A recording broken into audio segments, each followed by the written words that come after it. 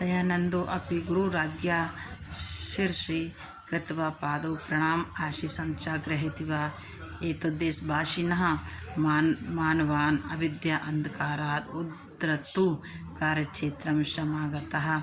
महर्षि दयानंद ने गुरु की आज्ञा से उद्धार करके पैरों को प्रणाम करके आशीष लेकर इस देश के वासियों मानवों के लिए अविद्या अंधकार का उद्धार करने के कार्य क्षेत्र में आ गए। गुरु आज्ञा पाल्यान देश समाजो उन्नत निरंतर भारतीय संस्कृति प्रचारम करो। गुरु की आज्ञा का पालन करते हुए उन्होंने देश समाज की उन्नति के लिए और भारतीय संस्कृति के लिए निरंतर प्रचार किया।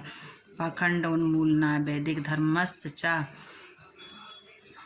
पुनः संस्थापना अयम संपूर्ण देशे बभ्राम। उन्होंने पाखंड आडंबरों को हटाने के लिए और वैदिक धर्म की पुनः स्थापना करने के लिए संपूर्ण देश में भ्रमण किया। सामाजिक कुप्रथानां निवारणा एषः आर्य समाजस्य स्थापनां कृतवान्। उन्होंने समाज की कुप्रथाओं का निवारण करने के लिए आर्य समाज की स्थापना की।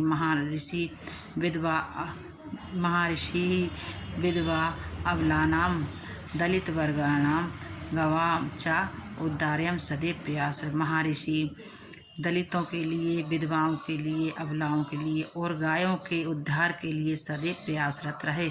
स्वतंत्रता भावना अपि प्रथमनेनैव महर्षिणाम् अस्माकं हृदयेषु जागृता। स्वतंत्रता की भावना भी इसी महापुरुष ने सबसे पहले हमारे हृदय में जागृत की। नाना विधानि दुखानि षोडशापि नायं कर्तव्य विमुख हो जाता है। नाना प्रकार के अनेक प्रकार के दुखों को सहकर भी वह अपने कर्तव्य से विमुख नहीं हुए। एनास्य महापुरुषस्य ख्याति सर्वत्र व्याप्ता। ऐसे महापुरुष की ख्याति प्रसिद्धि सभी जगह फैल गई। अयम महापुरुषः चिरोपेक्षिता वेदानां प्रचारं करोति एतस्य विशिष्ट संदेशः आसीत् यत् जना वेदान् प्रत्यगच्छेयुः। इन महापुरुष ने चिरोपेक्षित अनेक समय से अपेक्षित वेदों का प्रचार किया। एतस्य विशिष्ट संदेश, इनका विशिष्ट संदेश था कि अब लोग वेदों की तरफ लौटें। ऋग्वेद आदि भाष्य भूमिका सत्यार्थ प्रकाश संस्कार विधि प्रभृति ग्रंथा एतेन प्रचिता। इन्होंने ऋग्वेद भाष्य भूमिका सत्यार्थ प्रकाश और संस्कार विधि वृत्ति ग्रंथ अनेक रचे हैं। अक्टूबर मासे 30 दिनांके त्रयोदशराष्ट्रदशशततमे इन्होंने 30 अक्टूबर को 1883 ईस्वी वर्ष ऐसा भौतिक शरीर विहाय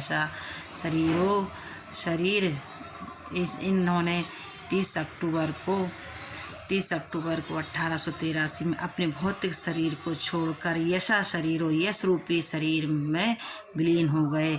महर्षि दयानंद सत्यधैर्यं ब्रह्मचार्यश्च मूर्तिवान। महर्षि दयानंद सरस्वती सत्य के, धैर्य के, ब्रह्मचार्य की मूर्ति थे। एतत् चरितम सदैव भारतीयानां कृतम अनुकरणीयमस्ति। इनका चरित्र हमेशा भारतीयों को अनुकरण करने योग्य है।